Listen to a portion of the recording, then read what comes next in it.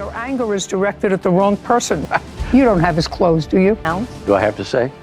Judge was very nice. Very nice. Very nice to answer you. No. All right, Ms. Pilgrim, this is not a very difficult case.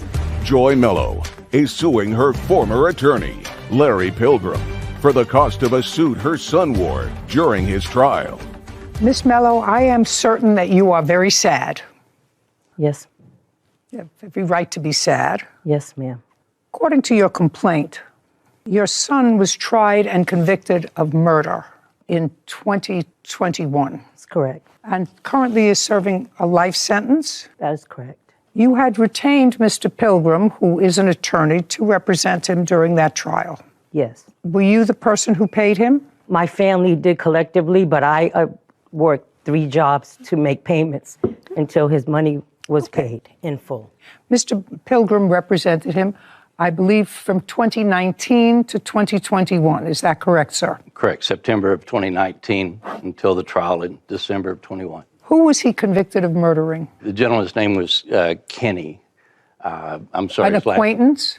I think No. they knew each other, yes, but they were rivals. It was a love interest, love triangle type of case. Got it. This is what the case is about. It's not a difficult case. When the trial began, your son was allowed to wear civilian clothes rather than prison attire to court, and you went out and bought him clothes for about $700. And according to you, you asked Mr. Pilgrim when the trial was over to please get the clothes, and Mr. Pilgrim, according to you, assured you he would get the clothes back to you, and you never got the clothes back. Never. And Mr. Pilgrim says, you know, once prisoner is convicted and they go back from the courtroom, they take these clothes. He doesn't know what happens to them. And they went probably into a large room where people who are similarly situated to your son, but who don't have a mother to buy them clothes, can go in and choose something to wear in court other than an orange jumpsuit. He has no idea where the clothes are, correct? That's correct. All right, Ms. Pilgrim, this is not a very difficult case. This is a case about being sad and mad at the wrong person. So I want you to tell me on what you base your case that he is responsible for the clothes that your son wore.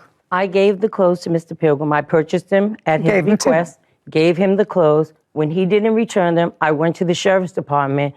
I asked what the procedure was.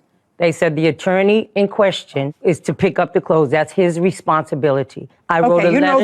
You know that you can't tell me that. Oh. I'm just telling you that because Yes, that's hearsay. Yes, ma'am. But You I went to wrote the a letter sheriff's to the department. judge. You went to the sheriff's department. Somebody told you it was the lawyer's responsibility. I actually have never heard that. Okay.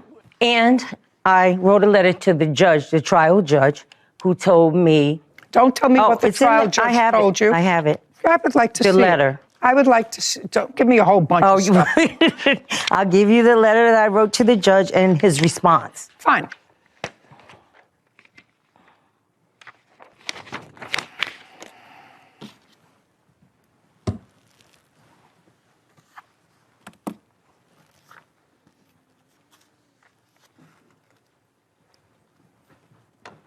Okay, the judge was very nice. Very nice. Very nice to answer you. It seems that your family should have bigger fish to fry than these clothes. Judge says this matter has been researched and it was determined that your son's clothing was returned to Conflict Criminal Defenders Coordinator by the Sheriff's Department. Please reach out to that office. And I did. And? They told me that You can't tell me what they told you. If you have an official correspondence, I'll read it. No, I do not. Okay. I only have, again, the procedure.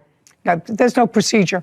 You were told by the court. You reached out to them. Yes. This is an official They said document. they didn't know where I can't tell you that they didn't tell me. They told me they had no idea that all the clothes went in one big bag. I don't care where they went. He doesn't have your son's clothes. How tall is your son? 5'10", 10 and a half. So he's 5'10" and a half. How tall are you? 5'10".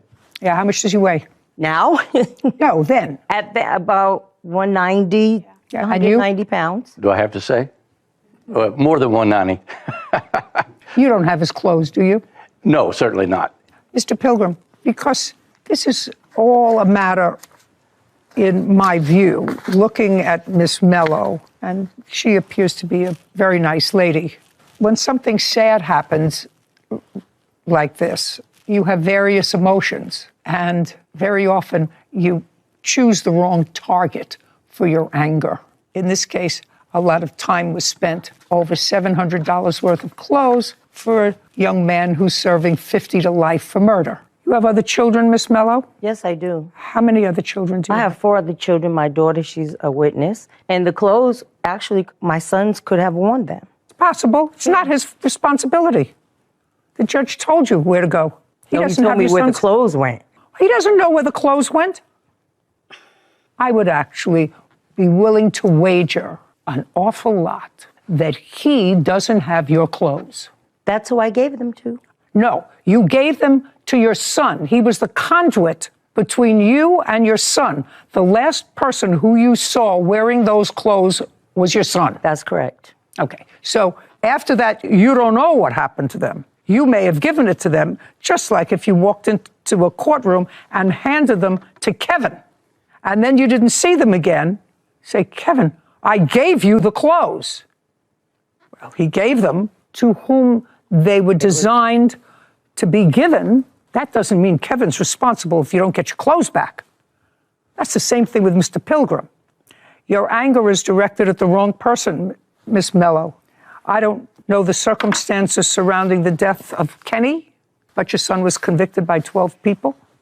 And the judge found the circumstances of that conviction egregious enough to sentence him to 50 years to life. That's who your anger should be directed against your son, not him. But I'm not angry. I just want my money for the clothes that I spent. You're not going to get it from him. He's not responsible for your clothes. Cross it off your list after 2-3 years. That's $700. Cross it off because you don't know where the clothes are. They were on some other prisoner who had to appear in court for robbery and assault and who didn't have a nice enough mother to buy him clothes. So he got your clothes, or they were donated to a parish, or they were donated someplace else. Mr. Pilgrim is not responsible for the clothes. The last person who you saw in possession of the clothes was your son. Correct. Goodbye. Case is dismissed. This court is adjourned. I'm disheartened because the amount that I spent on my son's clothes, and I did give them to the lawyer. You know, it was sad for her and her whole family, the whole incident. He should have been responsible to retrieve my property. And I agree with the judge that I think she just had some misdirected anger. You know, I think just the takeaway from this case is that people have an easier time dealing with the emotion of anger than sadness. And we see it all the time. You know, if somebody passes away, the grief can overwhelm you. But if you can find a target for your anger, anger is the easier emotion to deal with, because the plaintiff in this case seemed like an intelligent, put-together lady. Certainly the family came together. I'm certain that this lawyer was not inexpensive. But the bottom line is that she doesn't have the companionship of this son anymore. Because I can't think of any other reason that over 2 years you maintain this sort of vendetta for used clothing. So lady has to put her anger where it belongs, which is the person who committed a murder and who not only ruined his own life, but probably impacted his whole family. Because that's what happens when you go to jail, you impact the whole family.